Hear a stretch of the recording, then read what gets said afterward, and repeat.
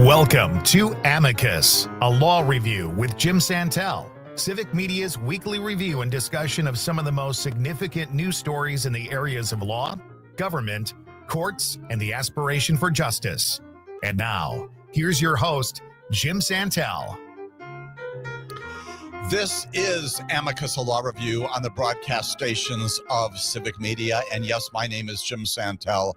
I am your host this hour and next hour as well, as we pull up and examine and provide some analysis of those major issues in the area of government operation, the delivery of justice in Wisconsin, throughout our nation, across the planet, and also the rule of law principles that guide all of this. Delighted and honored that you have chosen to spend some portion of your time this weekend in conversation, in education with us on these and other important issues. As always, we invite your questions, your inquiries into our studio, into Max, my producer, and me.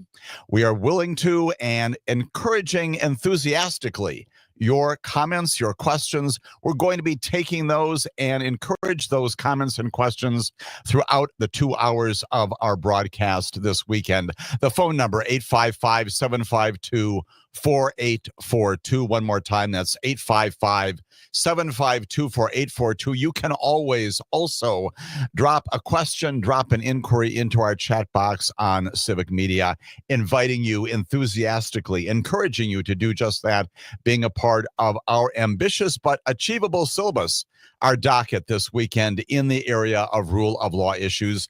Let me tell you a bit about what's on our agenda for this edition of Amicus, a law review.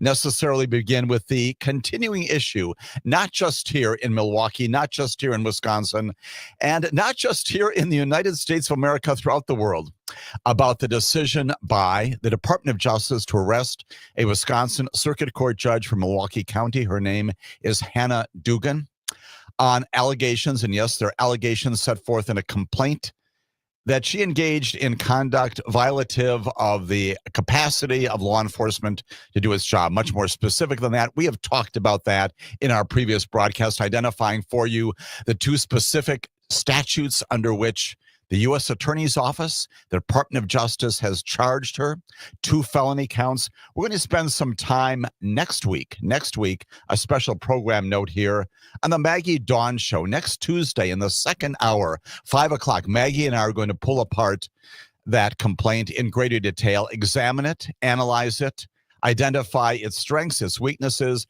and make comments about the extent to which probable cause is indeed established by that document. The focus of that broadcast, again, on the Maggie Dawn Show next Tuesday. Encourage you to join Maggie and me for that all-important discussion. We have already undertaken some of that in our previous broadcast here on Amicus, a law review, and also opened the door and begun to talk about the much related, no less significant collateral issue that involves the ways in which your government, your United States Attorney's Office, your Department of Justice executed on that complaint, executed the arrest warrant, took Judge Dugan into custody. We'll tell you more about that. We'll tell you more about some of the reporting on that, and in particular, in this edition of Amicus, a law review, based upon my experience and my involvement for some 30 years with the policies and practices of the U.S. Attorney's offices and also of the Department of Justice. We'll talk about the policies and practices that were in fact violated. Were in fact violated by the U.S. Department of Justice in running that now infamous photograph of the judge taken into custody. We'll talk about the legitimate purposes for using photographs and not. We'll talk about the consequences of that, the consequences both in terms of inflaming the public, arguably tainting the jury pool, doing all sorts of other things, unintended or perhaps intended consequences coming out of that decision, presumably, principally from the director of the FBI, Kash Patel, not only to gloat about the arrest of a sitting circuit court judge here in Wisconsin, but also to publish a photograph as if to say, this is what we have done.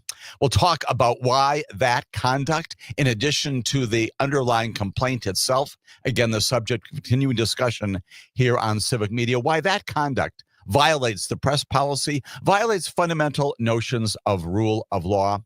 Again, always soliciting and encouraging your comments, your responses to that. We necessarily are also going to talk about another issue in which Wisconsin is again the focus of this kind of misbehavior, misconduct, misdirection by the government in Washington, D.C. This involves our governor and a not so veiled threat made just this past week by Tom Homan. He is the president's so-called border czar, arguably threatening our governor with the same felony prosecution, arguably arrest, if he continues, that is, the governor continues to provide basic advice and direction to representatives, employees of our state government when it comes to interactions with federal authorities. We'll tell you about what the governor said, what he didn't say in the execution of his proper responsibilities as the chief executive of the state of Wisconsin, responsible for administering the agencies and, yes, providing guidance to employees. We'll talk about what Tom Homan said in response, and then we'll talk about the governor further said in response to what Tom Homan has threatened to do here in Wisconsin. All of that as Amicus, a law review, begins. Necessarily, we're going to turn back then to another one of our usual standard topics, which is the United States Supreme Court. While all this is going on in America, including all of those injunctive relief actions that are being filed, issues pending in the federal courts, the federal judges themselves, the bastions, the standards against which the decisions and the executive orders of this president are being measured. We'll talk about a major decision issued by a federal district court judge with respect to one of those law firms just this past week, a very significant decision. We'll talk about another decision also entered by the judge for the first time in the area of immigration and these deportations, finding that the Alien Enemies Act, in fact, is unconstitutionally applied. And then getting back once again to the Supreme Court, which we have not addressed in a while. We're going to talk about three major oral arguments, two of them in the areas of, yes, once again, the Supreme Court taking up the issue of religion. Establishment of religion, prohibited, again, by the First Amendment to the Constitution. Two issues related to religious charter schools and the curriculums for grade school students in our schools, our public schools nationwide. We're going to talk about oral arguments in the late days of April of this year, both of those indicating that, once again, the Supreme Court likely to further erase the line that has existed, at least for decades, between the government and the establishment of religion, erasing that more and more, seemingly doing so or going to do so in the next several weeks and months in connection with these two cases coming out of states of the United States of America, asking the justices once again to give definition to what the First Amendment means, whether the Establishment Clause, that is, government prohibited from doing things, actions, undertakings, to establish a religion, whether that still is in place. Likely decisions further erasing that line between the establishment of religion and government action. And then we'll also talk about a third oral argument, predates those two, having to do with, yes, once again, Obamacare.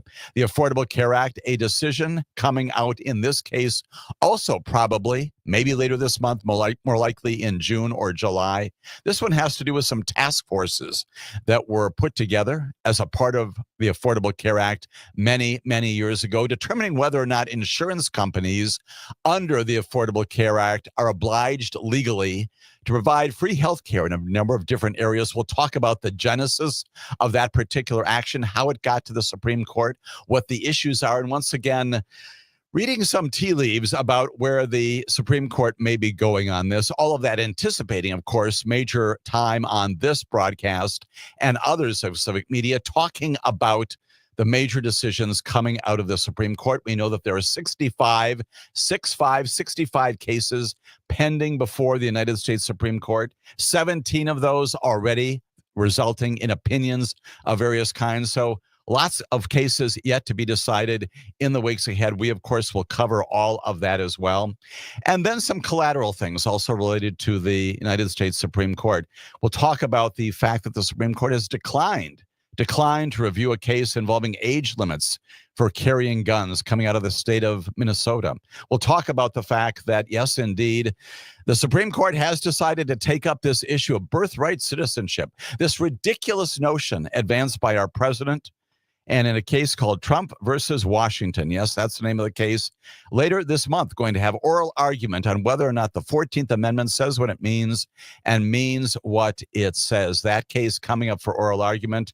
And then we're also going to talk about a very recent action by this administration, again, petitioning the United States Supreme Court to overturn lower court federal judges who have found that the Elon Musk team attempting to get information, Social Security information through the Social Security Administration, access to private data, non-public data, a court previously saying you can't get it.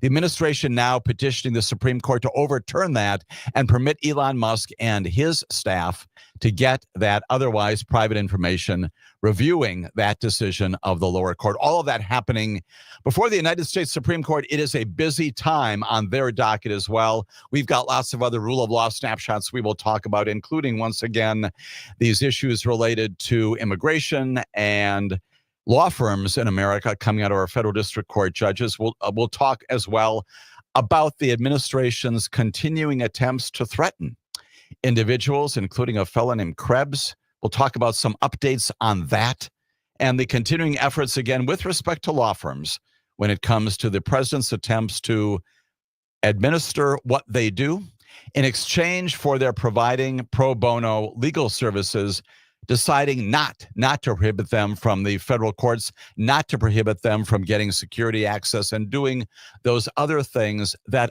other law firms have been suffering recently. All of that in connection with the president's attempts to shut down those efforts to address in the courts what is going on in America. We'll talk about the Civil Rights Division, staffing issues there, concerns about Columbia protests. That is, protests on the campus of the university itself in New York. And then we'll talk about Ketanji Brown Jackson coming back to the Supreme Court. Some major remarks that she made just this past week about judges and the role that they play, the important role that they play in administering justice. A lesson, once again, for all of us in the rule of law, but also, although she never mentions his name, for the President of the United States of America. We'll talk about all of that on this edition of Amicus, a Law Review. Stay with us for all of that discussion and be a part of it.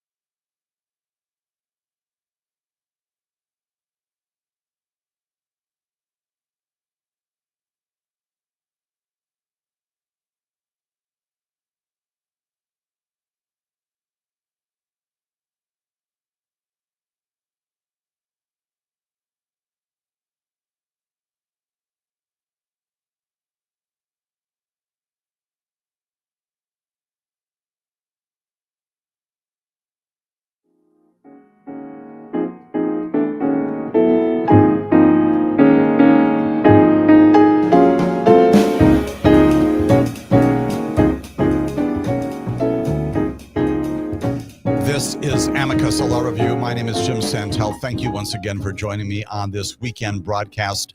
All about the law, all about the rule of law, the delivery of justice and government. We begin, as we have previous broadcasts, talking about a case entitled United States of America versus Hannah C. Dugan. It is case number 25M 397. That M is a reference to the fact that it is a federal magistrate judge who found probable cause to believe, based upon the presentation by the FBI and, yes, indeed, Assistant United States Attorneys of the U.S. Attorney's Office in eastern Wisconsin, that there's probable cause to believe that Hannah Dugan has committed crimes under statutes section 1505 and 1071 of Title 18. That's the General Criminal Code, obstructing or impeding a proceeding before a department or agency of the United States and concealing an individual to prevent the discovery and arrest of that person. We have talked about the content of that multi-page affidavit in support of that. We're going to talk about that more next week on the Maggie Dawn Show, Tuesday, late afternoon. And so we're going to move on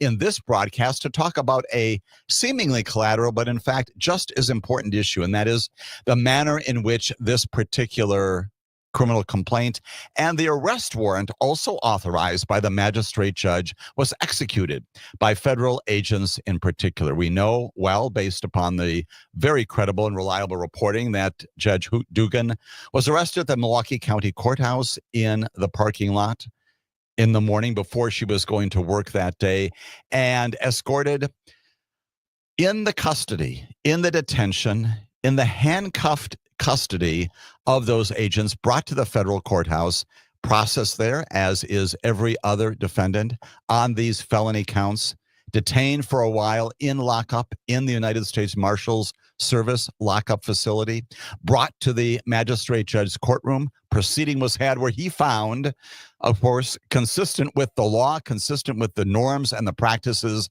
of the rule of law generally, but the Department of Justice and the statutes passed by our Congress, that Hannah Dugan posed no threat whatsoever of a risk of flight or a danger to the community, and of course has released her. She has since been placed on administrative leave by the Wisconsin Supreme Court. And so we are, for this time, deprived of the services of a good and decent judge. In that connection, I need to state, as I always have, that I know Judge Dugan well. We have known each other for years and years in the practice of law in the Milwaukee area. We have continued to maintain that professional relationship.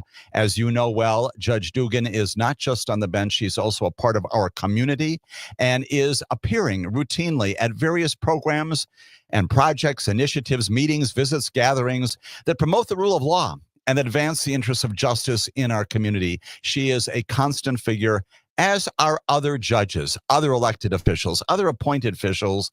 And I've been privileged as well, not only as the United States Attorney many years ago, but since that time to participate in those as well. There have been frequent times, including about a month or so ago, when I was with Judge Dugan in one of those programs, one of those presentations, talking about the same kinds of things that have animated her other activities in promoting the Constitution. And so I need to tell you at the outset about the relationship that I have with her. I would like to think as well that because of my knowing her and working with her, yes, on bar activities and other things in the community for many years, that I am also a friend of hers. Need to know that as I go forward and describe now my continuing profound concern and objection to the way in which the Department of Justice, including the U.S. Attorney's Office, for which I worked for 30 years, conducted the execution of this arrest warrant. We've talked about some of this before, and we now go back again to the issues that relate, yes, indeed, to that question about the rule of law and whether or not she was, in fact, a risk of flight. She was not, and does not remain that. Whether she was a danger to the community, obviously not. And those findings affirmed by the magistrate judge. But there is more beyond that. And it has to do principally with, again, the conduct of Kash Patel. He is my director. He is your director of the Federal Bureau of Investigation. He is the one, in a gloating tweet, in a gloating statement on social media, announced, again, even as matters were underway, that the government had arrested this Wisconsin Circuit Court judge, and along the way also sent along this photograph, now infamous, that has made its way not just in circles in Milwaukee, not just in Wisconsin, not just around our nation, but around the world. And that's an important point. A photograph around the world that has been seen by people far and wide, showing the Wisconsin Circuit Court judge being escorted out of the building into the car where she was taken to the federal courthouse in handcuffs. We know as well from some other reporting that that custodial situation continued as she arrived at the federal courthouse. In addition to the shackles that she was placed in, the handcuffs she was placed in, she was also shackled. Her ankles were shackled as she moved into the Marshal Service, was detained in their lockup in ankle shackles before she was brought once again down the hallway, up the floors, down the hallway to the magistrate's courtroom, again in ankle shackles. And on the elevators getting there, we know all of that also from reliable reporting about what happened that day. Now, all of that within the discretion, certainly, of law enforcement, responsible for ensuring the safety and security of everyone involved, including the defendant, here an exercise of and a show of power far beyond what needed to be done in this instance, far beyond what the government should have done. And we know beyond that heavy-handed power move by the government to do it in that fashion, probably directed by Kash Patel, in an over-exercise of the authority that he has exercised here in this chest-pounding, bravado type of way. We also know once again that he distributed this photograph. And here is the rub on that. The Department of Justice, for many, many years, decades, has had what's called a public media policy. What can you say, what you cannot say when it comes to the charging of a defendant, an individual, an entity? What is it that prosecutors are permitted to say in the public domain about what has just happened? And yes, indeed, as U.S. attorney, both as an interim U.S. attorney and a presidentially appointed U.S. attorney, many instances in which I appeared before the media and described the return of charges in federal cases, also talked about civil actions as well. And the guiding principle in all of that, because you are initiating the case, because you are the United States Department of Justice, and you do not play badly. You play according to the rules of law that promote the interests of justice. The guiding principle is always that you describe within the four corners of the document what the charges are all about. You describe the statutes under which the charges are made. You can summarize the specifics of those counts. And yes, indeed, arguably, Kash Patel did that. Other releases from the Department of Justice summarize the 12-page affidavit supporting that complaint. That is what you cannot do. It can do. What you cannot do, what you're forbidden to do, not just because of policy, but because you are concerned about the execution of justice, the proper management of this prosecution to ensure that it can get to trial without infringing upon the rights of the defendant to a fair and proper trial, the rights of the public to ensure that the trial is conducted appropriately. What you don't do is you don't add gloss to it. You don't describe the character, for example, of the defendant. You don't describe her, him, or it in ways that, through adjectives, inflame the passions of the community. And you don't provide this photograph. When we come back, I'll tell you specifically why that photograph is so violative of policy and so violative of those fundamental understandings about how these things are done. Misconduct by the United States Department of Justice in this matter, as Amicus, a law review, continues.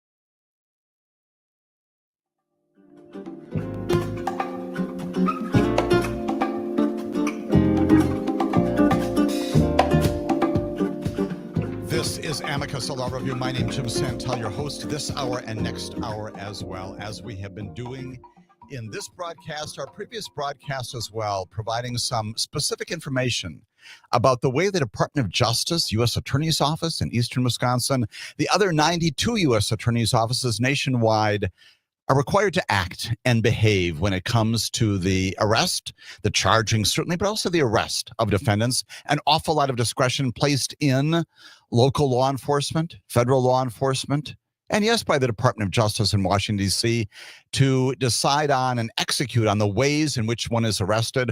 All of that should always be measured by and directed by the threat of flight, the danger to the community. Here, a situation where neither one of those is in existence, and yet we have a defendant who happens to be a Wisconsin Circuit Court judge from Milwaukee County in ankle shackles through much of her time in the federal courthouse, going to court, coming back from court before she is released late in the morning. We also, again, have this photograph released by Kash Patel of at least her exiting from the Wisconsin Circuit Court for Milwaukee County, the courthouse there on 9th Street in downtown Milwaukee. Why is that so highly problematic? Why is it actually contrary to the interests of the rule of law? Again, whenever one makes statements from the government as a prosecutor, as an agent, as a leader in the area of prosecution, you always ask, what is the legitimate purpose of my making this comment? And there are many. It is to advise the public plainly that the government is at work. It is doing its job and keeping the community safe and secure. That is a very legitimate reason for commenting about what has happened. Describing, again, within the four corners of the charging document, an indictment or a criminal complaint, exactly what it says, exactly what it doesn't say by virtue of omission, and describing exactly why it is that the government has done this. That is to enforce the law, to ensure, for example, again, that the safety and security of the community is protected. That is a legitimate press reason, a media release reason. In particular, that is a very rational reason for talking to the public about what has been done. But it does not justify invective.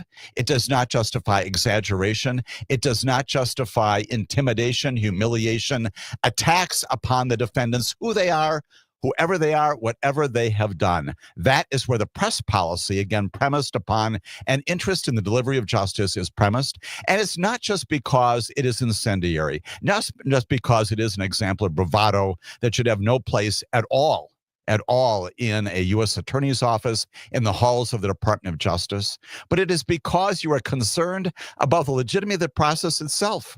At some point, presumably, maybe, when this case goes to trial, it is going to be necessary to impanel, yes, that's right, a jury. And where do they come from? They come from the relevant community here in the Eastern District of Wisconsin, actually the southernmost counties in the Eastern District of Wisconsin, the easternmost portion of the state of Wisconsin. It is likely that many, if not all, of the prospective jurors have now seen this photograph of a defendant whose liability, whose culpability, innocent or guilty, they will now be called upon to decide. They have seen her in handcuffs. They have seen her in a situation where the message is the government has determined that she needs to be detained because she does, in fact, pose perhaps a risk of flight, but more importantly, a threat to the community. And that's exactly the reason why, in every case, state cases, federal cases, when you see defendants appear in a jury proceeding, unless there is some wild and pretty much atypical, almost unprecedented concern about the in-moment safety of the people in the courtroom, that defendant is not in the government garb, the jumpsuit of various colors, not shackled, not handcuffed as they sit at counsel table. Often they appear, as I'm appearing right now, long sleeve shirt, a tie if you're a man, and very appropriate professional garb if you're a woman as well. And that is because you do not want to suggest to the jury that's not deciding on who you are, the kind of person you are, what you've done in the past, or what the government has done to you previously to deny you your liberty, maybe appropriately.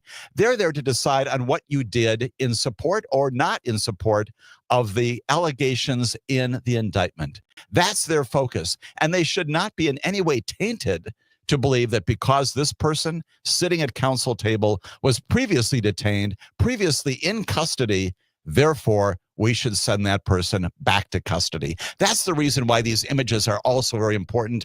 That's the reason why, if it does in fact happen and jurors see those kinds of things, it is a basis for an appeal of a conviction and sometimes even reversal on those grounds of improper impact and effect upon a jury. And that's the great concern beyond the bravado and the chest pounding that this photograph and the shackling and the handcuffs and the manner in which Judge Dugan was treated is offensive and inappropriate, inconsistent with who she is and what she has done. It also is arguably contrary to the very interests of the government in prosecuting this case. Anticipate that Judge Dugan's defense attorneys will raise this issue. Why? Because it relates to prosecutorial misconduct, the possibility that the case should be dismissed or at least sanctions imposed because of the very ways in which this case was initiated. The incapacity to impanel a jury would be the argument as well. Judge, we cannot go to trial because the jury pool has been so tainted by this hugely public thing that has happened from the desk, from the laptop, from the desktop computer of the director of the FBI who sent this worldwide. How can we possibly get a fair and decent jury now? That is also the profound concern with what has happened here. And everyone in America, everyone in the state of Wisconsin, everyone in the Eastern District of Wisconsin in Milwaukee County should be focused upon that. Judge Dugan has excellent lawyers, including now Paul Clement, former Solicitor General of the United States of America. He was born and raised right here in Wisconsin, an outstanding trial team, and they are certainly looking at all of these kinds of things, including the manner in which this arrest was conducted. And that is the reason why here on Amicus, a law review, as a part of our civics instruction, it's also important to understand why this is not just a show of power and force. It also has a rule of law impact, and even an impact upon the future capacity to prosecute and defend this case according to the ways in which we expect it to be prosecuted and defended in a federal court in the United States of America. We also have expectations, of course, about what our other officials in Washington do and say. We have expectations about what a governor does and says. And we know that our governor, his name is Tony Evers, you know that well, recently issued a set of advisory directions to those folks who are inside government offices of the state government, telling them what to do if, in fact, representatives of the federal government from the Immigrations and Customs Enforcement Service and agency should appear in their offices asking for information, asking for documents. As a part of his legitimate role as our chief executive, what did our governor do? He provided the simple, straightforward, non-controversial, accurate, and comprehensive direction to employees in our state. And what he said was, again, focusing on encounters with U.S. Immigration and Customs Enforcement authorities, requires staff to contact the agency's legal counsel. Call the lawyers if ICE officers visit a state building, and ask the officers to return at another time if a staff attorney is unavailable. It is invoking the fundamental right protected by the constitutions of the state of Wisconsin and the United States legal counsel, not for them personally, individually, but on behalf of you, on behalf of the people of the state of Wisconsin, in particular the memo staff, to refuse to hand over paper files or give ICE officers access to computer systems, not carte blanche, not blanketly, but without consulting the agency's legal counsel. Get the lawyers involved so that they can engage with the ICE officers, determine the circumstances under which their requests will be honored. Importantly, the governor has also said that there's nothing about what he wants to do as our chief executive that would stop U.S. Immigration and Customs Enforcement officers from doing their jobs, from carrying out their deportation orders. What he is attempting to do is to ensure that these things are executed in a way that is safe and secure, that people know what they're supposed to do and not supposed to do. This is not a roadblock to federal government. This is actually facilitating the ways in which the federal government can indeed interact with state employees and getting the information they need to do their jobs. That's what prompted the governor to issue the orders, the directives, the instruction that he has done. What has happened? Well, we know that this fellow named Tom Homan, he is the president's Southwest border czar. He is the fellow who also has spoken not too long ago about the fact that we don't need to take seriously what federal judges do. He walked some of that back a bit, but he basically said, we're coming. We don't care what federal judges do. Well, he's at it again. And once again, providing focus to the state of Wisconsin, he has told the governor, that, in fact, his conduct, that is the governor's conduct, in issuing this very benign and appropriate instruction may expose him to the possibility of felony charges if the Trump administration believes that the immigration efforts are being impeded by the execution of that policy. What specifically did he say? He said, I meant what I said. You cannot support what we're doing, and you cannot support sanctuary cities, he said, if that's what you want to do. But if you cross that line to impediment or knowingly harboring and concealing an illegal alien, that's a felony, and we're treating it as such. That is a not so veiled threat. Again, coming from Tom Homan, who also said, wait to see what's coming. Wait to see what's coming, when he was asked about the governor's memorandum to those state workers, directing them to seek legal counsel in cooperating with federal authorities in providing all of this. The governor has responded and said, of course, I've done nothing wrong. There's no felony that I've committed here. I've done what the governor is supposed to do in the state of Wisconsin. He has said very clearly in a several minutes long speech that the guidance didn't direct anyone to break the law, mischaracterized by Mr. Homan, and described Homan's threats, felony prosecution, arguably arrest, as chilling. And the governor went on to say this. He said, we now have a federal government that will threaten or arrest an elected official or even everyday American citizens who have broken no laws, committed no crimes, and done nothing wrong. And as disgusted as I am, this is the governor speaking, as I am about the continued actions of the Trump administration, I'm not afraid. And more from the governor about all of that. A significant rule of law issue, once again, because it does two things. Once again, it illustrates the ways in which things should happen. There is no reason why federal authorities and state authorities, local authorities, cannot and should not cooperate in ensuring law enforcement. As we've talked about before, we know that the chief judge in Milwaukee County, his name is Carl Ashley. He's an outstanding judge. He's an outstanding administrator, along with his deputies and other judges and staff, are putting together this memorandum referenced in the very criminal complaint against Judge Dugan. He said he's putting together this memorandum, this policy guidance, the same kind of thing that the governor has done, so that people in the courthouse know what the expectations are, so that you're balancing appropriately legitimate interests of law enforcement, federal and state and local, in the legitimate interests of, with respect to the governor, the operation of executive branches, or executive offices of the executive branch, of other agencies internal to the Wisconsin government. Likewise, in the Milwaukee County Circuit Court, balancing the interests of law enforcement in executing warrants, approaching witnesses to interview them, doing other things that are related to legitimate law enforcement purposes, balancing that with, not against, but with the interests of what goes on in a courthouse.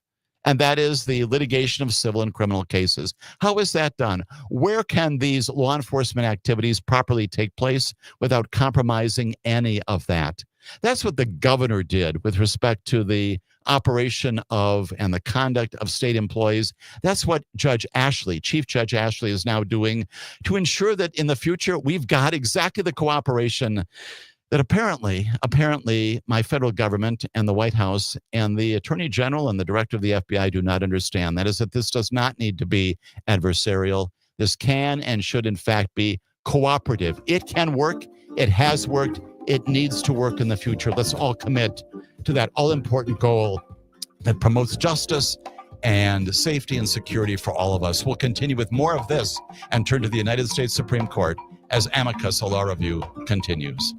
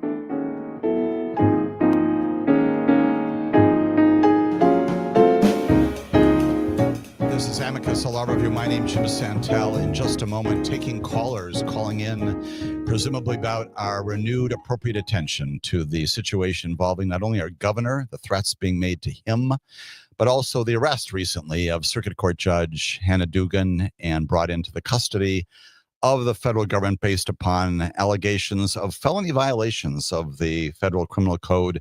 An important footnote before we get to those callers, and that is that I am not alone in expressing great concern and, yes, objection and outrage to the way in which this particular aspect of this case has been pursued. Two public ethics groups called State Democracy Defenders and Public Citizens have also asked the Department of Justice's Inspector General, his name is Michael Horowitz, to investigate the mechanisms of Judge Dugan's arrest, exactly the things we've been talking about last broadcast and this broadcast as well, pointing in particular the public comments that Kash Patel has made, Attorney General Pam Bondi's made in the public arena, and specifically saying that Judge Dugan in handcuffs being led away by law enforcement in a perp walk towards a waiting motor vehicle not only appears to violate the DOJ media policy on use of photographs, but seems designed to inflame rather than convey an impartial and accurate accounting of the facts and the charges. I would add to that also potentially undermining the very rule of law that this is all about and the process for criminal prosecution in our federal courts. Let's go now to some callers in this, the last segment of our hour before we return to the Supreme Court, probably at the start of our second hour. Let's begin coming from Merrimack. Jack, appreciate your contributions to our discussion this morning on Amicus Law Review. Good morning, and thanks for taking my call. I got about three things to cover here. I'll try to be quick. First of all, there is a reason for the actions around Judge Dugan, and in my opinion, it's not to inform the community that we're keeping you safe. It is to show the community and America, because of the way the publicity was handled in this case, look what we can do. Doesn't make any difference who you are. Doesn't matter if you're guilty or innocent. We can weaponize the legal system right at the top. We can harass you, we can shackle you, and we can take you away. That's their message. Secondly, I'd say this is much like the case with Mr. Abrego Garcia. As far as I know, he continues to be locked up in a foreign country. He is. And that says it doesn't matter whether you're legal or not. We can disappear you. We can throw you out of the country. You can't do a thing about it, even if you admit it's a mistake, even if we admit it's a mistake. In fact, if one of our servants admits it's a mistake, we'll fire him. Right. And we can ignore orders even of the Supreme Court of the United States. And Jack, to that very good point, that second point, the President of the United States of America in that infamous interview just this past week looked at the ABC News report and says, yes, I could pick up the phone and call the President of El Salvador. I'm not going to do it. I don't want to do it because he says Mr. Abrego Garcia is not the gentleman you think he is. That is an overt violation of the rule of law. That's an abrogation of his responsibilities to take care that the laws be executed. So concur in both of those points, including the second one as well. And you've got a third point as well. Regarding the Evers administration memo, I've read the whole thing. It's short. I recommend everyone, regardless of their political leaning, read it. Now, I'm not a lawyer, but it seems essentially all this short memo says is if ICE or another federal agency confronts you, before you do anything that they demand, ask a lawyer. Pick up the phone and call, right? Call the lawyers and probably comply. But want to make certain it's done in a way that's legal and authorized. Absolutely. It is as simple. And again, I often make assignments here on this broadcast for reading. I agree, Jack. This is one from you making the assignment to read this. It's short. It's simple. No one comes away reading that and thinking anything other that this governor is doing what he needs to do. And Jack, thank you so much for those good observations here on our broadcast. Appreciate tremendously your contributions there as well. Matt from Middleton. Matt, thank you for being a part of our discussion this weekend. Hello, Jim. Thanks for what you do. My big question is this. If the people at the top are breaking laws left and right and are criminals or acting as such, what is to stop local law enforcement and any other branch that wants to follow the Constitution to surround themselves around these governors and others and fight back and protect them from apprehension? Because if they're breaking the laws, then everyone else should be able to break the law or defend the law as they see fit, in my opinion. Thank you, Jim. Matt, appreciate the comment. Of course, Matt, you aren't, and we don't advocate any violence, certainly not law enforcement on law enforcement violence. And I will interpret your outrage to be legitimate.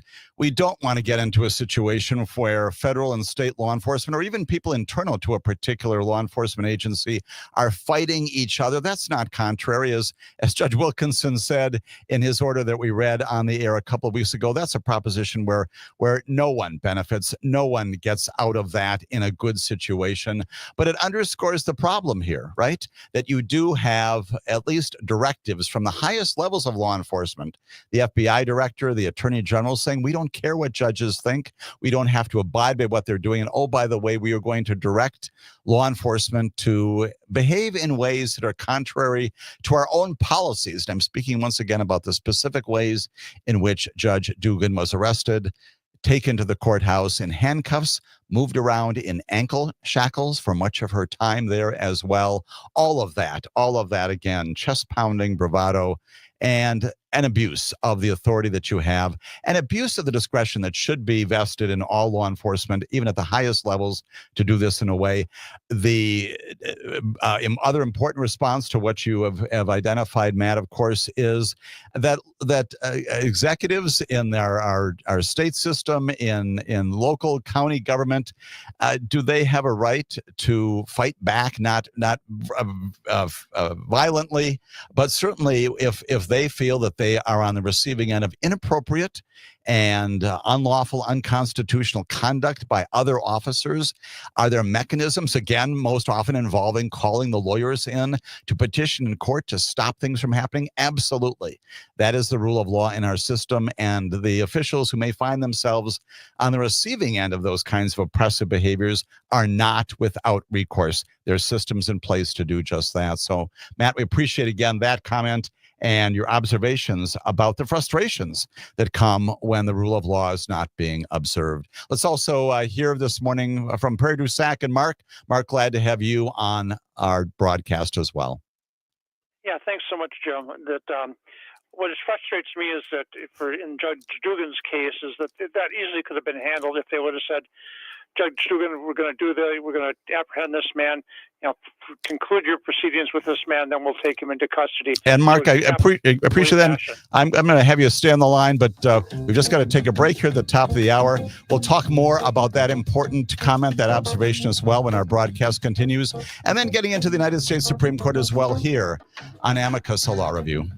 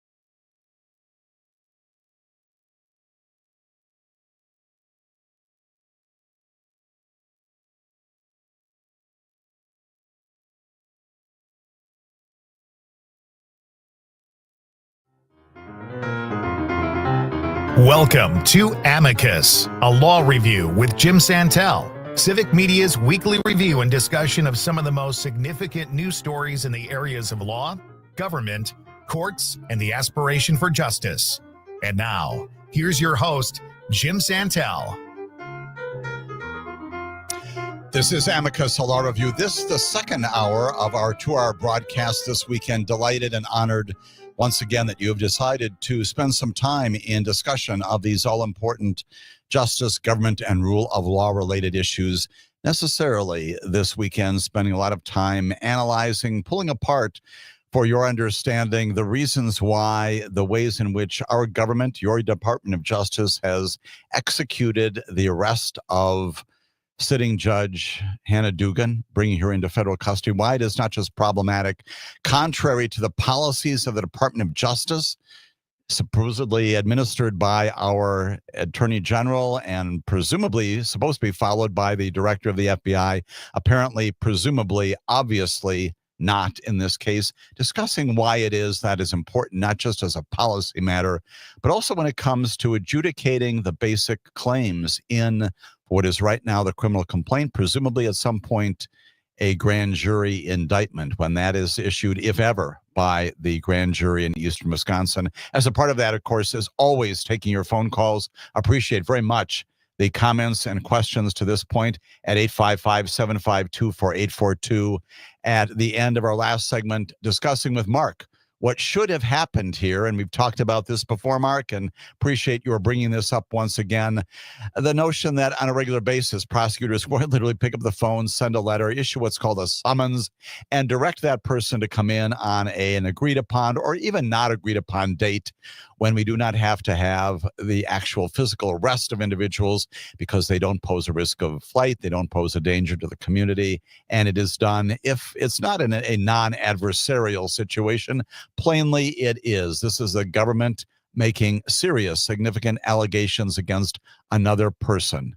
And that is a very serious matter. All the more reason why it should be done in a way that protects and preserves safety and security for everybody. And Mark, you were commenting about that very issue just before we broke at the top of the hour.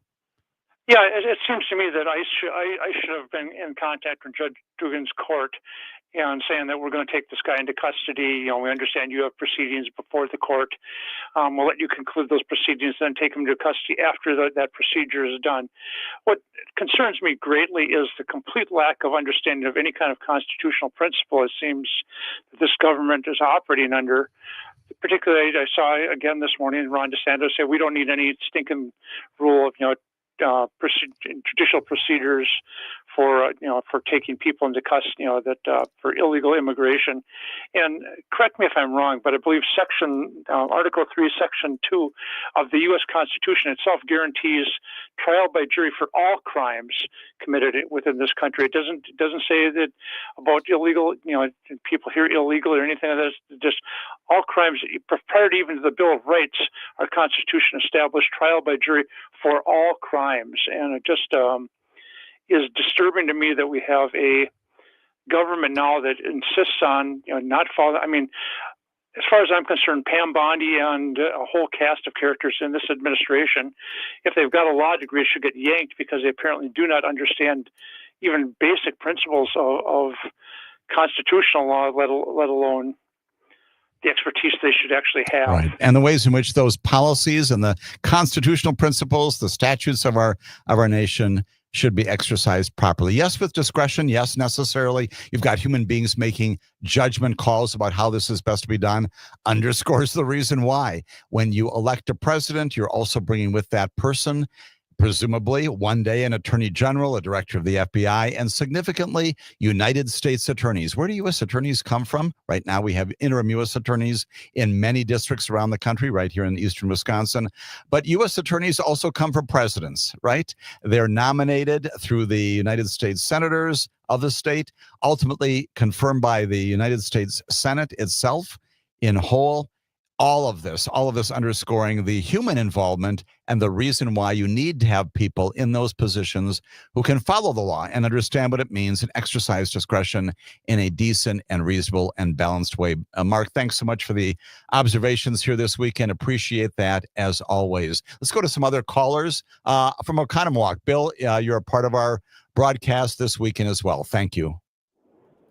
Thanks so much for having me on the air. Can you hear me okay? We can hear you well, Bill. Thank you. Okay.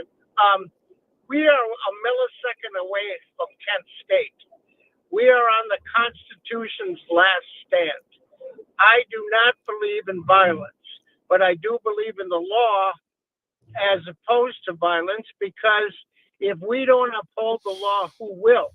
My point is, I believe, thanks to Governor Evers, we have the power in our state to force this concentration camp collection of people to stop in their tracks, because according to our Constitution, our all laws, they have ignored them.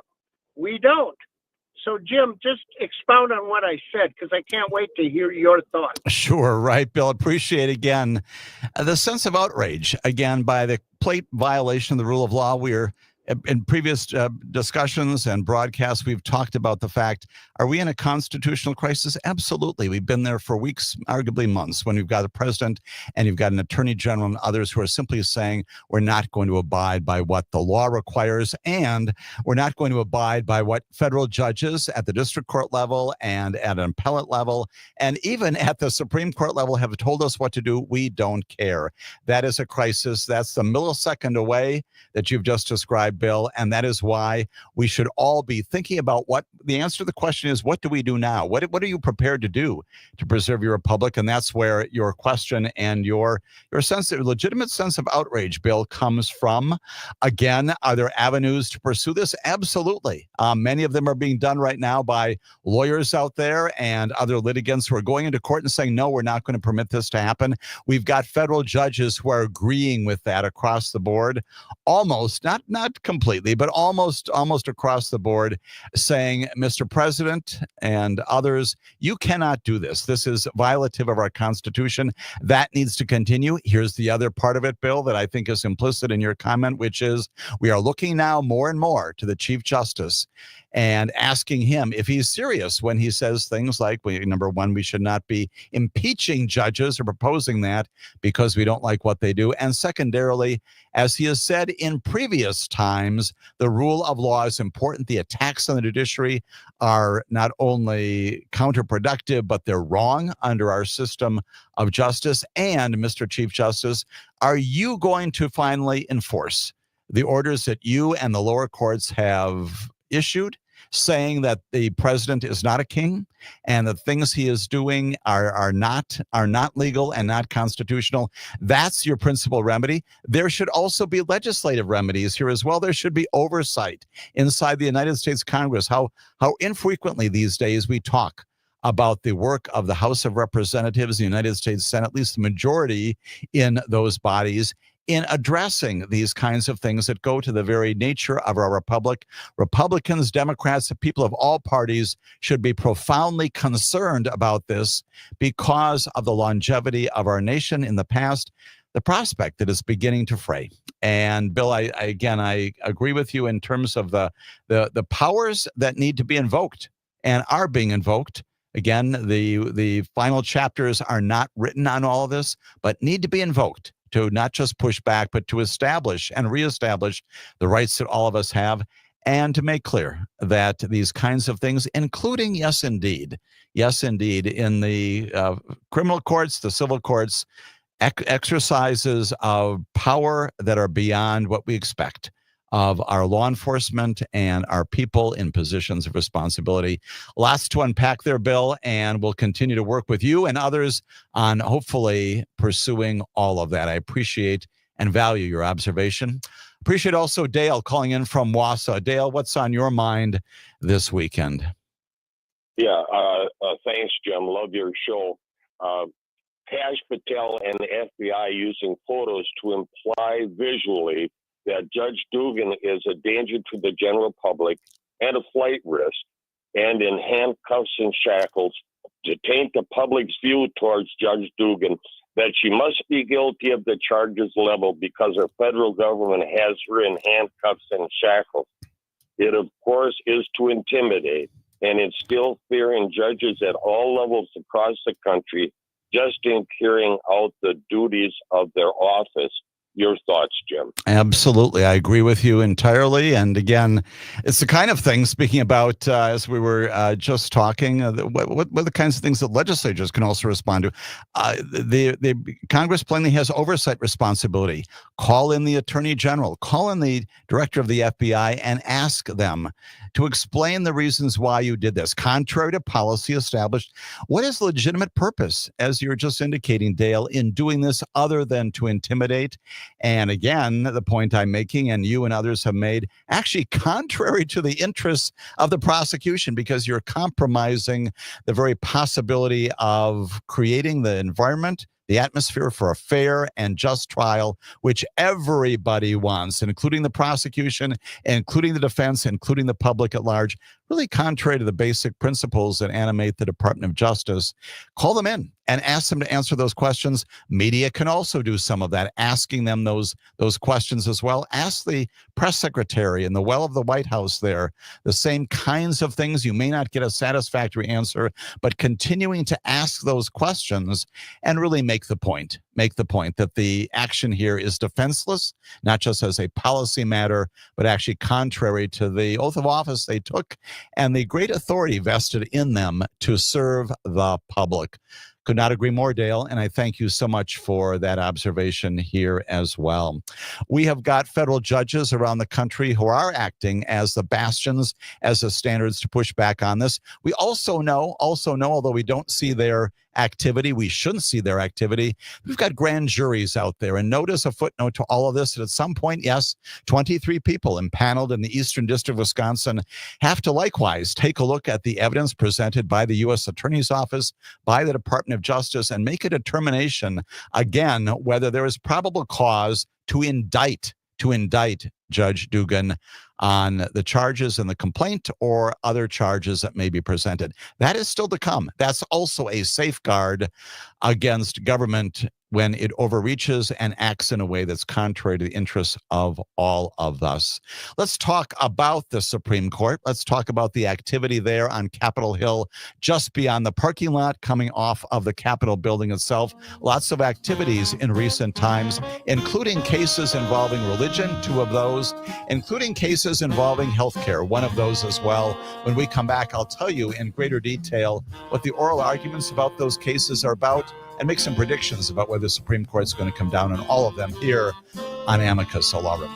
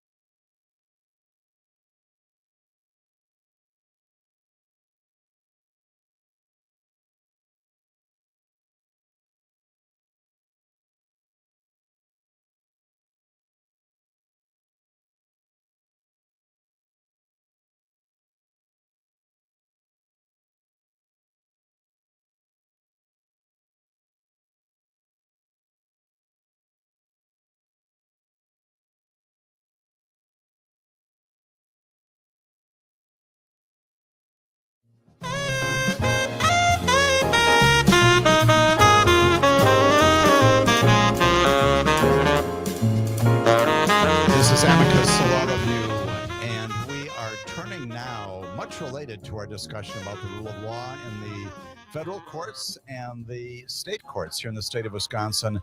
Much related, what is our Supreme Court doing these days? Well, again, lots and lots of oral argument. These are these opportunities for the litigants to present their cases in person oral argument before the Supreme Court justices.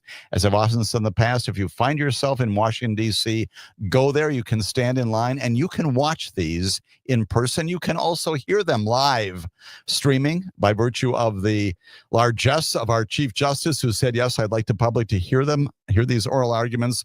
You can also go online and pull up past oral arguments as well. You can actually hear the justices talking with, sparring with, arguing with the attorneys, sometimes supporting them as well when they present their cases. 3 cases in just the past couple of weeks, one of them from just this past week. It's going to affect our understanding once again of what the First Amendment means when it says that government will make no laws, no principles, no guidelines affecting the establishment of religion. Government doesn't establish religion, doesn't do anything else, again, of course, to affect the free exercise of religion.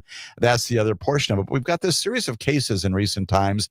This Supreme Court and this Chief Justice especially interested in religion cases. This past week, no exception to that.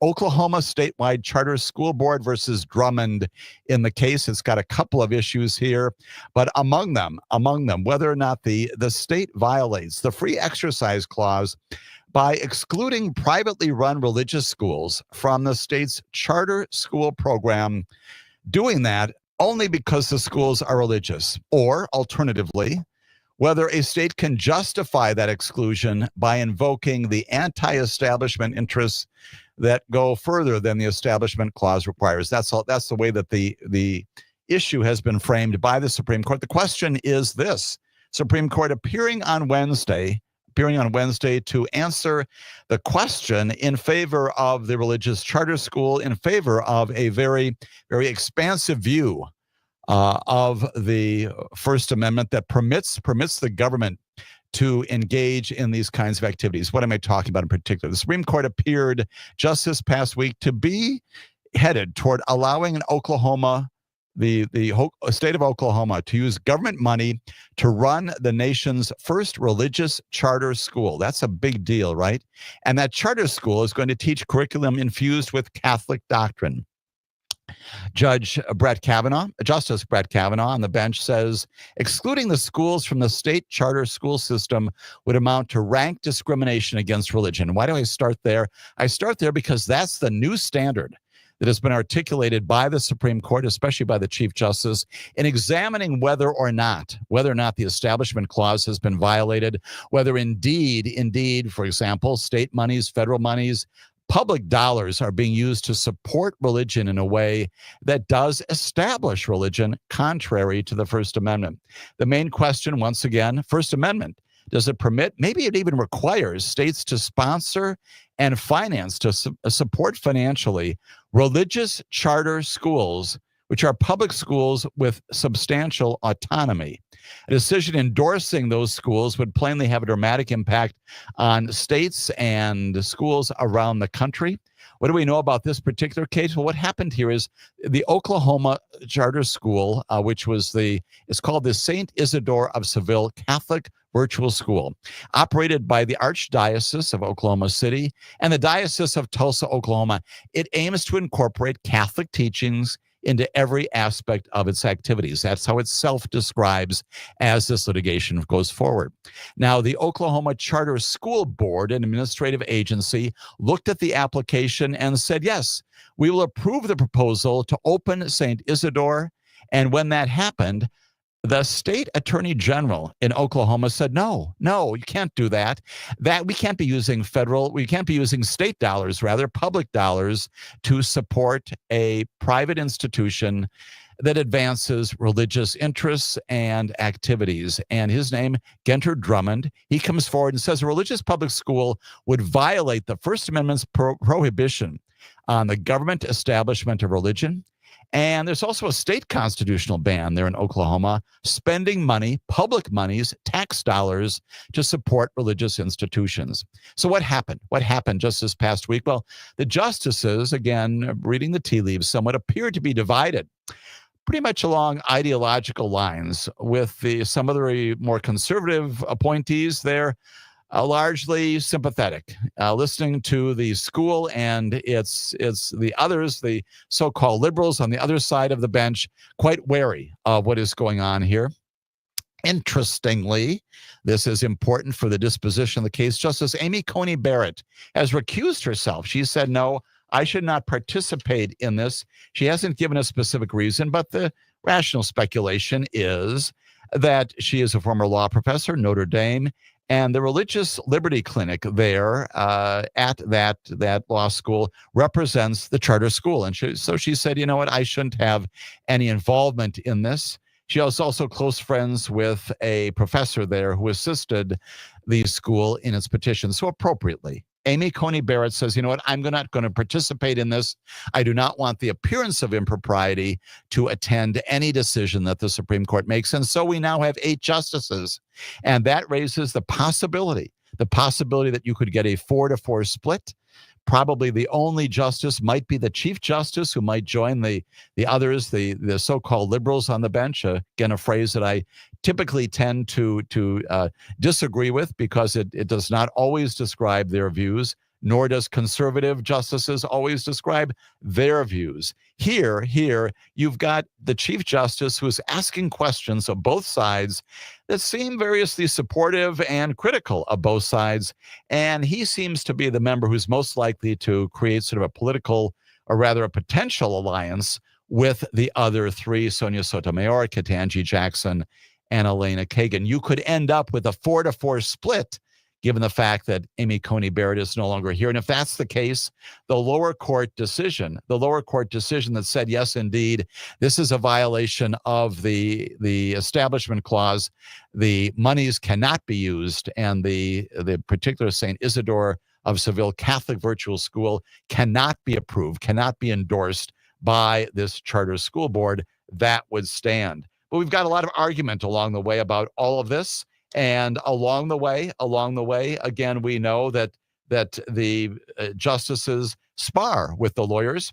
The lawyers for the school and the state agency that approved it said the school was privately created and would be independently operated. But Elena Kagan said school and the charter school like it have many hallmarks of regular public schools.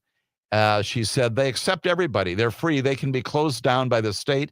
There's a good deal of curricular involvement by the state, approvals by the state. They have to comply with all the state standards. In other words, they've got to comply with the Constitution. Neil Gorsuch suggested the school was sufficiently independent of Oklahoma, but said that other states could exert more control by, for example, requiring public officials to serve on the charter schools board. Lots of back and forth on all of this. John Sauer, you may have heard that name before on this broadcast. He is now the Solicitor General. He is arguing, again, in favor of the school on your behalf, on behalf of the Trump administration. This is his first argument. He is also there saying the school charter should, in fact, be approved. When we come back, we'll talk about 2 other cases also pending before the United States Supreme Court, one on religion, one on health insurance, as we come back here on Amicus, a law review.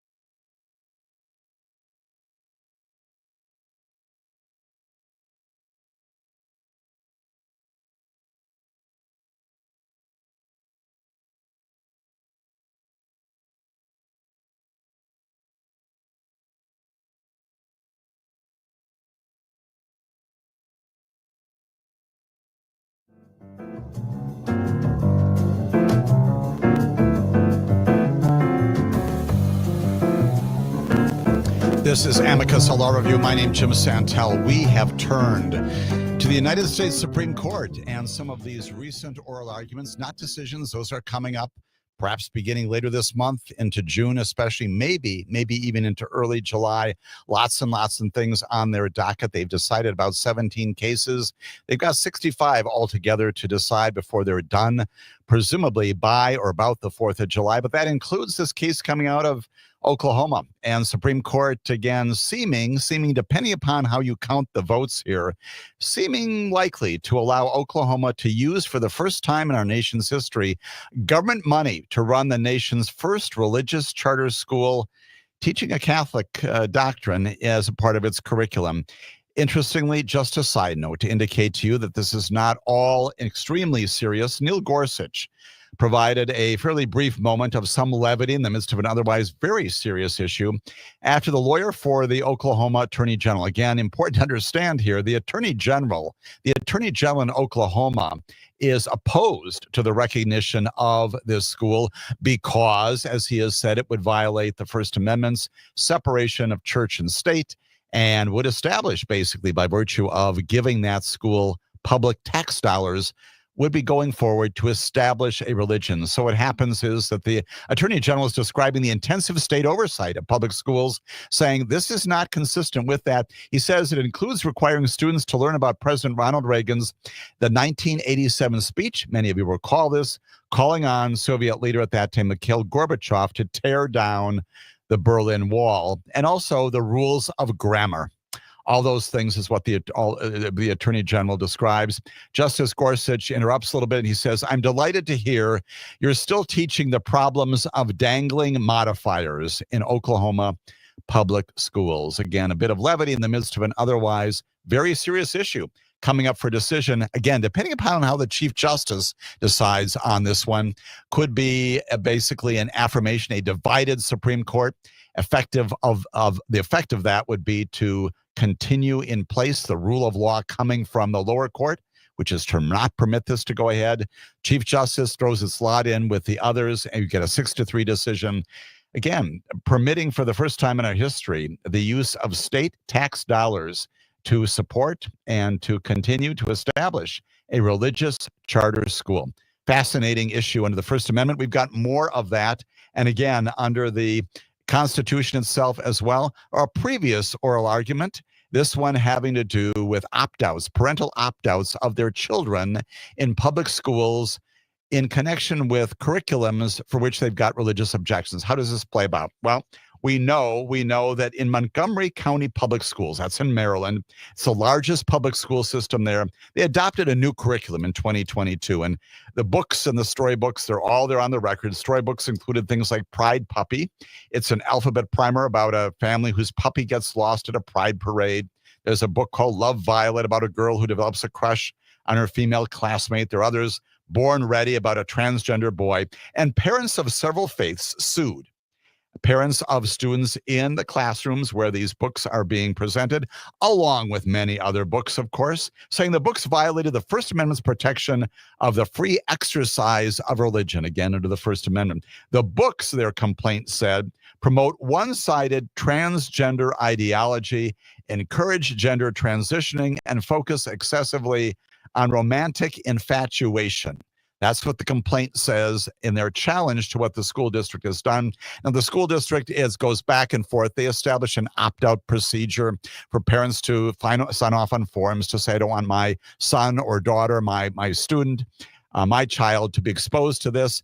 The problems became overwhelming as many people opted in, they opted out, and finally the school said, no one is going to be using the opt-out procedure. This is what we were teaching. And in the end, again, Justice Brett Kavanaugh, again, opening this up, said that the school board had initially allowed parents to withdraw their children when the books to be discussed, but reversed course on that. So he's raising the issue, can't you go back to that and let this be a situation where parents decide along the way? He said, I'm not understanding why it's not feasible. They're not asking you to change what's taught in the classroom. Just give them this opt-out possibility. Now, we know that the court has ruled in the past in favor of a web designer, recall that case well, said she didn't want to create sites for same-sex marriage, ruled in favor of that high school football coach who said he had a constitutional right to do what? To pray at the 50-yard line after the football game, a team had completed the game there.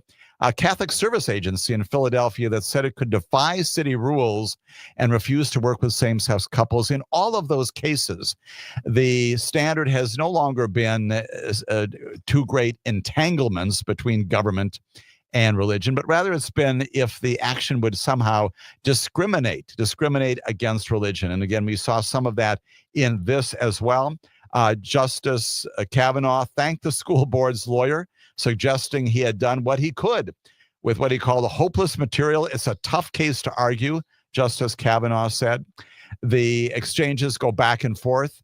One of the exchanges is between Justice Kagan and a lawyer for something called the Beckett Fund for Religious Liberty, which representing the parents, asking them to find a line, giving the example of teaching evolution in a biology class and asking the attorney to explain that.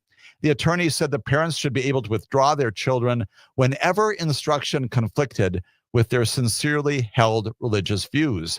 And the upshot of that approach, Justice Kagan responded, was opt-outs for everyone. Once again, exploring the great difficulty with all of this. You've got Justice Sonia Sotomayor saying whether simply exposing children to the books put a real burden on the parents' faith.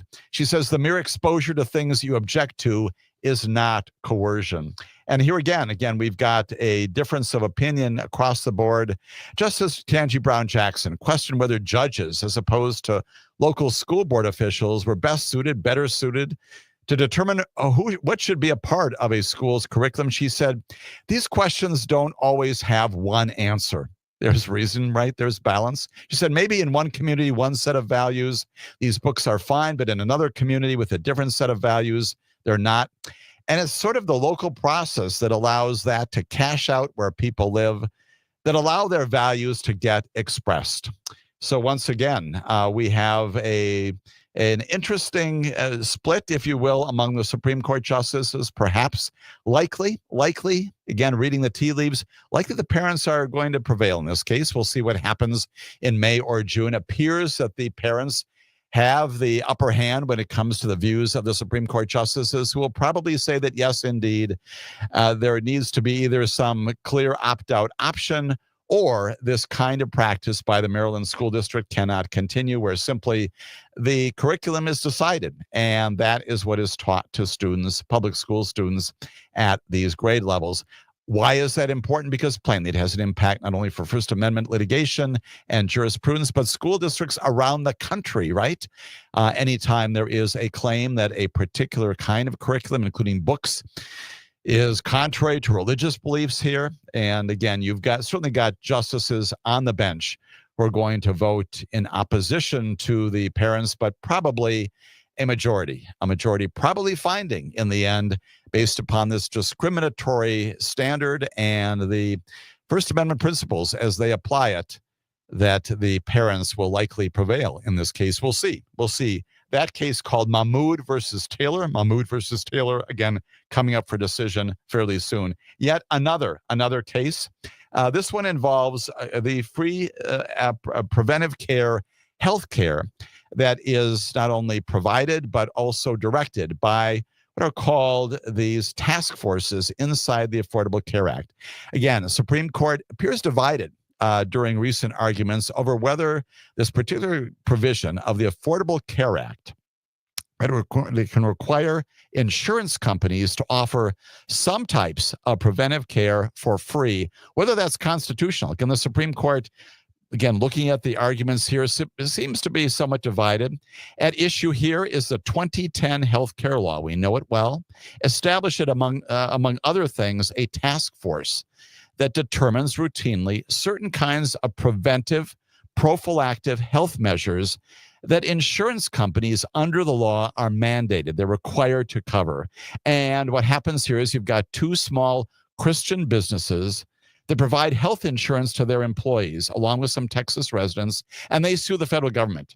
And they challenge the constitutionality of the task force. And a lot of it has to do with whether or not the task force is truly independent or not. Huge amount of back and forth argument about that very issue. The justices hearing arguments from the government and the challengers on whether that independence created constitutional issues, sort of by limiting the oversight and the authority of the Secretary of Health and Human Services. So it's one of those wonky legal issues that lawyers like to talk about, but fundamentally, it has to do with whether or not these task forces, the task force members, have the authority to do what they're doing under the Constitution. How are they appointed? How do they exercise authority? And whether or not, in the end, these religious objections to the task force's approval of, again, according to the initial complaint, no-cost HIV medications, again, according to the complaint, claiming those drugs, quote, encourage and facilitate homosexual behavior. That's how this lawsuit begins. The case is Kennedy versus Braidwood.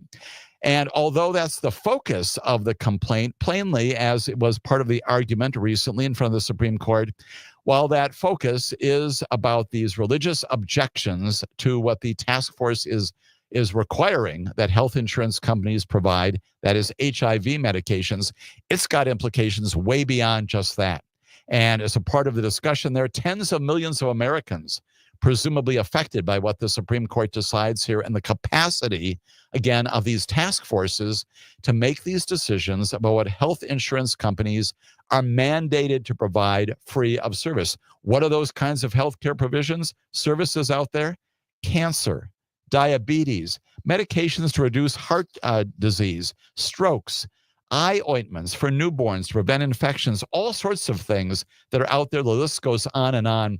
It's not just HIV medications. And so that's why this issue is so very important. A ruling in favor of the challengers could mean that the insurers, the insurance companies, would no longer be required to offer any of those health services for free. Now, again, they'd still be available. They would simply not be mandated by the task forces to provide them.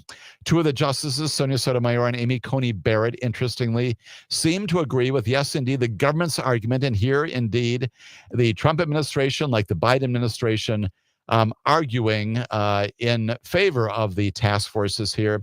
Amy Coney Barrett and Sonia Sotomayor seeming to side with the government's argument that independence, these task forces, independence does not mean that the task forces operated without guidance or supervision from the secretary.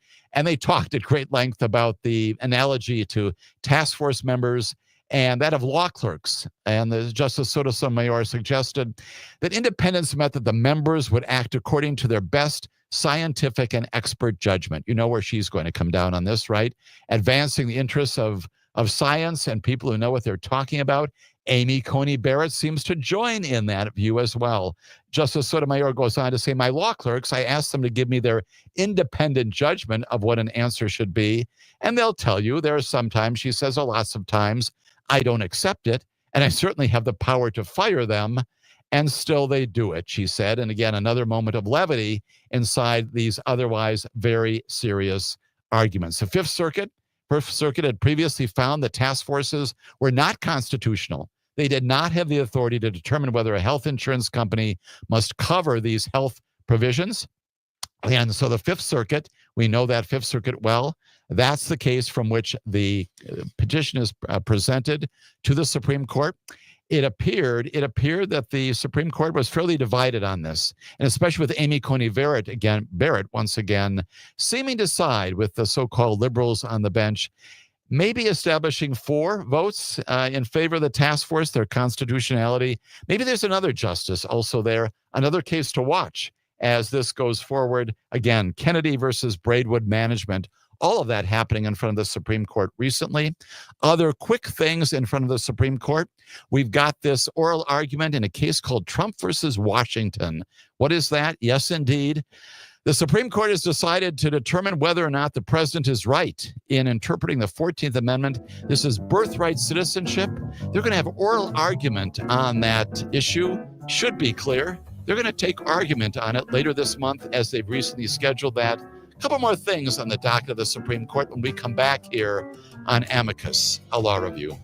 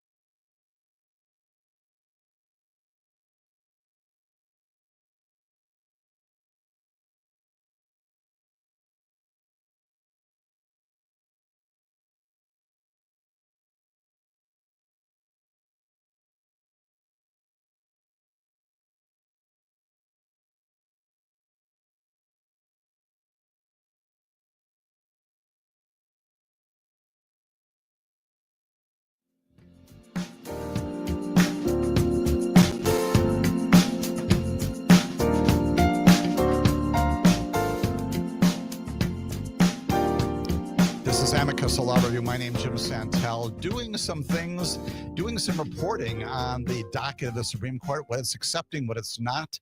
And in that connection, the Supreme Court recently turned down. They said, no, we're not going to review this case coming out of Minnesota. It was an opportunity to weigh in on an issue that is percolating out there in the states, where the government can restrict 18 to 20-year-olds from buying or carrying guns. And this question has divided many of the lower courts, prompting a lot of people to think the Supreme Court will take this on. But in fact, they said, no, we're not granting certiorari on this.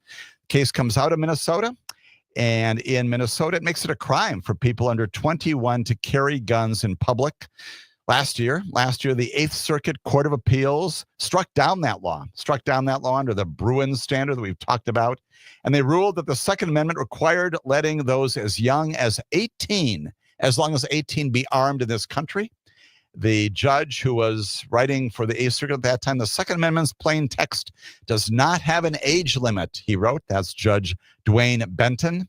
And that is where the law will stand, striking down that Minnesota law, attempting to limit, based upon age, capacity to carry and use firearms. Supreme Court, by virtue of its not deciding to take the case on, the lower court, the appeals court position remains in place. That remains the law of the case. That remains the decision, at least for the Eighth Circuit. Maybe there'll be another petition down the road with respect to this. And indeed, there may be other cases percolating up, one out of the 11th Circuit, and that involves a Florida law that also prohibits the sale of firearms to people under 21. That case coming up from the 11th Circuit, again, arguably, maybe the subject for oral argument as well. And finally, when it comes to the Supreme Court, something else happened just recently, and that is that the president, the White House, through the Department of Justice, is now seeking Supreme Court review of a lower court decision that prohibited Elon Musk and his team to get access to Social Security information from the Social Security Administration. Again, the Solicitor General, his name is John Sauer, in one of his first actions here, he says this emergency petition presents a now familiar theme. He said a district court has issued a sweeping injunctive relief, basically preventing Elon Musk from getting access to this private information. He says without legal authority to do so, and in ways that inflict an ongoing irreparable harm on urgent federal priorities and that stymie the executive branch's function. Sauer urged the court to lift a lower court injunction by a judge. Her name is Ellen Hollander. She's in the district court. And that blocked Elon Musk from accessing this data, which includes, yes, indeed, Social Security numbers and medical records and tax and banking information. Your administration, your Department of Justice, the White House, seeking review by the Supreme Court on that decision by a lower judge. We'll see if the Supreme Court grants that petition or not. A couple of other things happening out there, equally, if not more important, coming out again out of federal district courts. Just on Thursday, a judge named Fernando Rodriguez, a major case, barred the Trump administration for the first time in connection with all of this immigration activity from invoking the Alien Enemies Act. That's that 18th century wartime law. And basically saying you can't constitutionally apply that to deport those folks under the authority that you're claiming under the law. He said that because that law is premised upon a finding that we are at war and there's no such thing going on right now, the plain ordinary meaning, the judge said, like words like invasion and predatory incursion and military forces simply do not apply. Nothing about the law permits the administration under the law to pursue these members of supposedly the members of the Tren de Aragua Venezuelan street gang, and shutting the administration down, at least as to that district. Significantly, Judge Rodriguez says, I'm only going to apply this to those in my district, and that's the Southern District of Texas. No small thing, just because it includes cities like Houston and Brownsville and Laredo. So it could have a significant effect on that, but not binding on other districts outside of the Southern District. But the first time, once again, it is significant. It is a blow. It is a blow to the Department of Justice, to this White House, attempting once again to use the Alien Enemies Act. The judge says, no, we're not at war. There's no invasion. There is no military force. There's no action here. And therefore, the law does not apply. The first time including review by the Supreme Court, that any court has found that the law is improperly, unconstitutionally applied here. Another judge, we've heard from her before, she's Beryl Howell. She has now entered a final injunction at the district court level, preventing the president from going ahead and targeting this firm called Perkins Coie. She's saying it's unconstitutional, and the president's prohibitions on the firm's access to courts, security authorization, and other things cannot be supported. The judge, she skips a trial. She moves directly to a final ruling, Judge Beryl Howell, and she says that no American president has ever before issued executive orders like the one at issue in purpose and effect, she says, in language that we've talked about right here on this broadcast. Judge Beryl Howell says, Mr. President, your order to restrict this law firm in doing what it's supposed to do and keeping them from entering federal courthouses, keeping them from having other access to security clearances to permit them to represent clients, it is unconstitutional, cannot do it, amounts to unlawful coercion to try to get them to do this in other ways, imperiling the lawyer's ability to freely practice the law, she says. And she says the action draws from a playbook as old as Shakespeare. And we've talked about that right in this broadcast. Who penned the phrase, we can all say it together, the first thing we do, let's kill all the lawyers. That, of course, from Henry VI, Part 2. That's Dirk, the butcher, from that particular play. The order targeting Perkins Coie, again, premised upon the notion that the law firm had previously represented Hillary Clinton and George Soros and advanced other petitions in the courts of America with which the president did not like. Judge Howell agreed that the order violated the First Amendment and the Fifth Amendment also, and it denied Perkins Coie and other similarly situated firms the freedom to think and to speak as they wish, as she said, and also equal protection under the law. All that coming out. Again, Judge Beryl Howell making this a final order. We talked before about a TRO, a preliminary injunction. This is now her final injunction. It again is subject to appeal, obviously, to the Court of Appeals for the D.C. Circuit, but significant because it is among the cases, once again, federal judges pushing back on these unconstitutional orders by the President of the United States of America. And finally, Ketanji Brown Jackson. Here's a teaser for next week's show. She's talking about the independence of the judiciary and talking about the importance of a court system that is indeed independent of executive branch and legislative authority and pushing back on threats to it. We'll get to what Ketanji Brown Jackson said next week and invite you to be a part of our discussion here on Amicus, a Law Review. Have a good weekend, everybody.